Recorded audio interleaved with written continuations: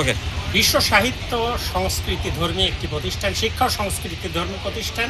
1978 সালে প্রতিষ্ঠা লগ্ন থেকে মানুষকে বই পড়ানোর অভ্যাস করানো এবং সাংস্কৃতিক যে কর্মসূচি আছে সেই বিষয়গুলো নিয়ে কাজ করে যাচ্ছে।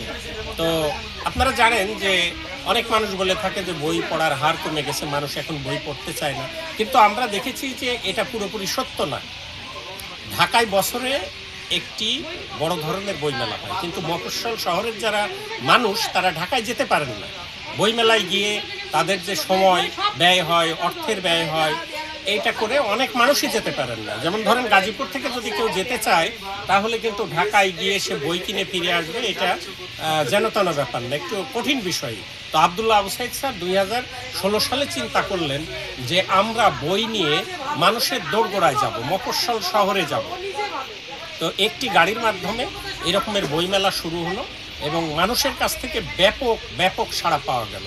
এটা সাধারণ মানুষ এবং যারা প্রশাসনে আছেন সেই পর্যায় পর্যন্ত যদি বলি, সব জায়গাতে একটা দারুণ উচ্ছ্বাস, উদ্দীপনা, উৎসাহ, এবং মানুষ বলা বলি শুরু করলেন যে এই বইমেলা প্রতিটা উপজেলায় চায়।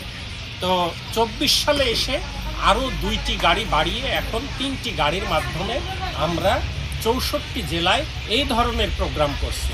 আমাদের এখানে ধর্ম, দর্শন, প্রবন্ধ, ইতিহাস, শিশু সাহিত্যের নানান রকম বই, তারপরে ব্যায়ামের বই আছে, রান্নার বই আছে, নানান রকমের বই। এই বইগুলো কিন্তু আমাদের তরুণ প্রজন্ম কিনছে, শিশুরা কিনছে, তারা তাদের অভিভাবকদের সাথে এই মেলায় আসছেন এবং তারা যখন বই কিনে খুশি হচ্ছেন এটা দেখে আমরা নিজেরাও মুগ্ধ।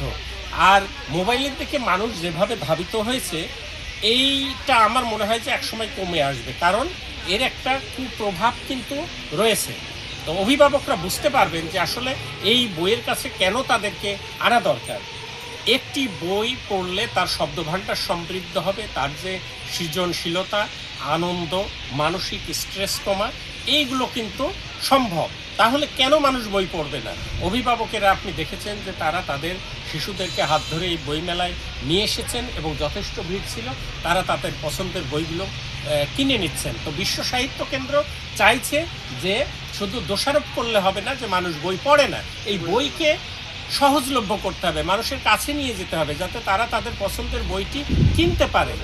আপনি চটপটি ফুচকা বাসার পাশে বসে খেতে পারছেন, এটা একটা সহজলভ্য ব্যাপার হয়ে গেছে। কিন্তু বলেন তো বইয়ের দোকান কয়টা আছে, কয়টা বই মেলা উপজেলা লেভেলে হচ্ছে? তো এই জায়গাগুলো তো বিশ্ব সাহিত্য কেন্দ্র কাজ করছে। আর আমরা শুধু একে এই ভ্রাম্যমান বইমেলা বলছি না, এটা একটা সাংস্কৃতিক উৎসবও বটে। আপনি দেখেছেন যে আমাদের এখানে চিত্রাঙ্কন প্রতিযোগিতা হয়েছে, কবিতা আবৃত্তি হয়েছে, আমরা অতিথি বক্তৃতার ব্যবস্থা রাখি, নৃত্য হয়, গান হয়, কেউ হয়তো ভালো বাঁশি বাজাতে পারেন, তিনি বাঁশি বাজান। এই যে সাংস্কৃতিক একটা জাগরণ, এই জাগরণের চেষ্টা আমরা করছি। রবীন্দ্রনাথ একটা কথা বলেছিলেন যে যতই তোরা পাপড়ি টানিস, আঘাত করিস বোটাতে, ওরে পারবি না ফুল ফোটাতে, পারবি না ফুল ফোটাতে। তো একটি শিশুর বিকাশের জন্য, একজন শিশুর বিকাশের জন্য আমাদেরকে কি করতে হবে? একজন মালি যেমন ফুল গাছ পরিচর্যা করেন, আগাছা নিড়ান, ও তার আলো বাতাসের ব্যবস্থা করেন, পানির ব্যবস্থা করেন, খাবারের ব্যবস্থা করেন, একজন শিশুকে সেইভাবে যদি আমরা নার্সিং করি তাহলে আমরা একটা ভালো প্রজন্ম পাব।